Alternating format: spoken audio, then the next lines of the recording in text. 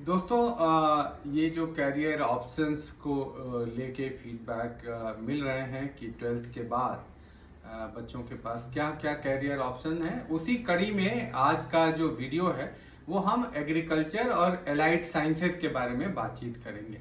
क्योंकि एग्रीकल्चर के फील्ड में लोगों को जानकारियां बहुत कम हैं और नॉर्मली लोग इंजीनियरिंग और साइंस की तरफ ही ज़्यादा रुझान दिखाते हैं। तो आज हम लोग क्लास ट्वेल्थ के बाद जो एग्रीकल्चर साइंस और एलाइड साइंसेज में जो ऑप्शन अवेलेबल हैं उनके बारे में हम लोग बातचीत करेंगे। देखिए, इसमें बीएससी एग्रीकल्चर का एक कोर्स है।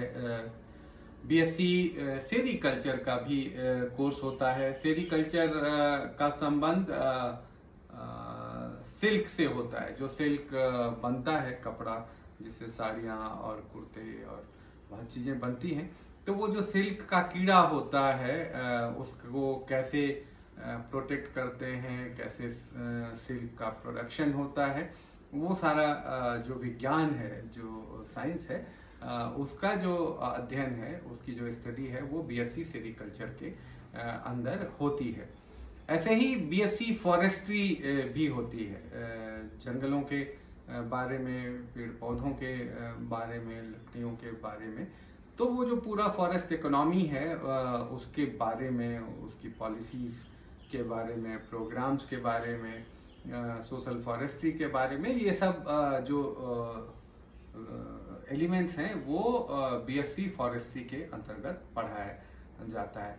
ऐसे ही कम्युनिटी साइंस है, बीएससी कम्युनिटी साइंस। तो जो समुदाय में प्रथा है, परंपरा है, जो विज्ञान है, उसके बारे में उसमें अध्ययन किया जाता है।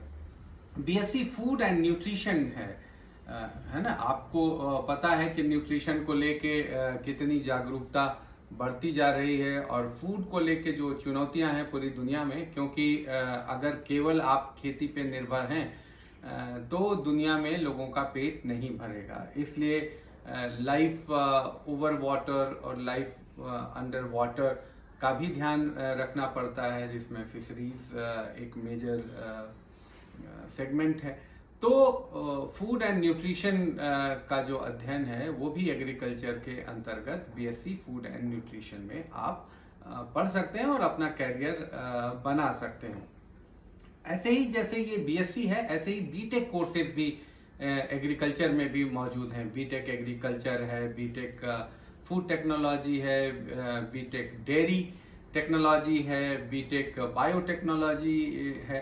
तो अब जैसे डेयरी टेक्नोलॉजी है, तो अब आपको पता है कि भाई दुनिया में दूध की डिमांड बढ़ रही है, खपत बढ़ रही है, डेयरी प्रोडक्ट्स की मांग बढ़ रही है।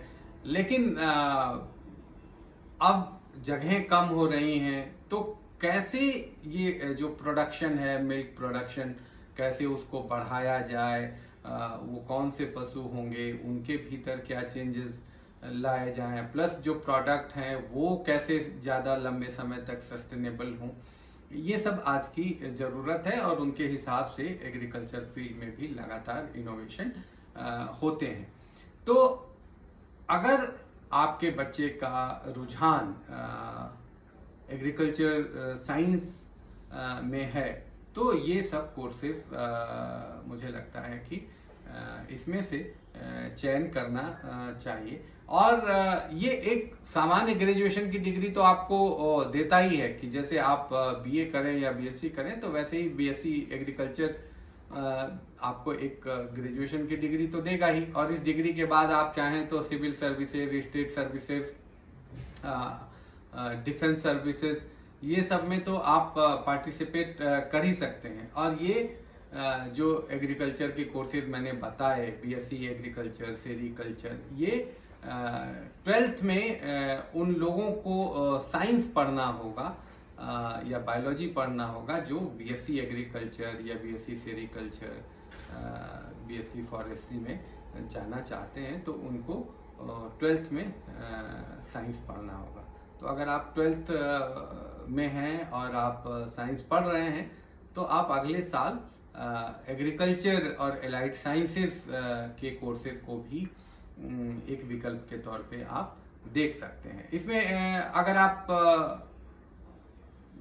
जो सामान्य नौकरी से अलग कुछ करना चाहते हैं तो एग्रीकल्चर जर्नलिस्ट का कैरियर आप एक्सप्लोर कर सकते हैं। आप एग्रीकल्चर पॉलिसी पे आप काम कर सकते हैं, आप सोशल फॉरेस्ट्री पे काम कर सकते हैं।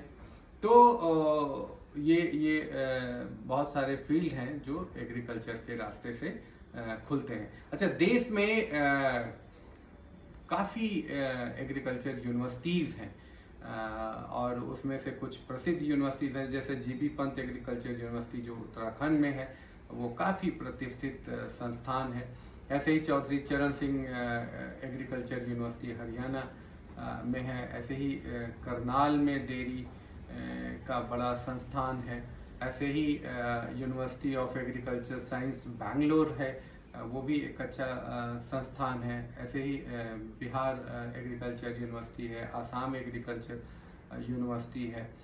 तो देश भर में एग्रीकल्चर यूनिवर्सिटीज़ का एक बड़ा नेटवर्क अवेलेबल है। तो वहाँ आप अपनी सहूलियत के हिसाब से, अपनी सुविधा के हिसाब से आप बीएससी के ये जो कोर्स हैं और बीटेक के अलग अलग कोर्स हैं, उसमें से आप अपने लिए कोर्स का चुनाव कर सकते हैं और आगे आप अपने लिए कैरियर का एक रास्ता बना सकते हैं। तो अगले वीडियो में हम लोग फिर किसी दूसरी फील्ड पे बात करेंगे, जो 12th के बाद बच्चे क्या ऑप्शन ले सकते हैं उसके बारे में हम एक नए विषय पे आगे बातचीत करेंगे। तो स्कूल ऑफ ओपन आइडियाज़ के वीडियोस को लाइक करिए, दूसरों के साथ शेयर करिए और हमारे चैनल को सब्सक्राइब करिए।